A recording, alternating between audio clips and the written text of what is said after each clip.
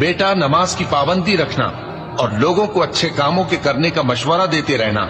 بری باتوں سے منع کرتے رہنا، اور جو مصیبت تجھ پر واقع ہو اس پر صبر کرنا، بے شک یہ بڑی ہمت کے کام ہیں۔ اور تکبر کرتے ہوئے لوگوں کے سامنے گال نہ پھلانا اور زمین میں اکڑ کر نہ چلنا، اس لیے کہ اللہ کسی اترانے والے شیخ خورے کو پسند نہیں کرتا۔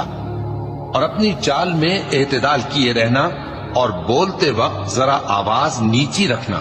کیونکہ بہت اونچی آواز گدھوں کی سی ہے، اور کچھ شک نہیں کہ سب سے بری آواز گدھوں کی ہوتی ہے۔ کیا تم نے نہیں دیکھا کہ جو کچھ آسمانوں میں اور جو کچھ زمین میں ہے سب کو اللہ نے تمہارے قابو میں کر دیا ہے، اور تم پر اپنی ظاہری اور باطنی نعمتیں پوری کر دی ہیں؟ اور بعض لوگ ایسے ہیں کہ اللہ کے بارے میں جھگڑتے ہیں، نہ علم رکھتے ہیں اور نہ ہدایت اور نہ کتاب روشن۔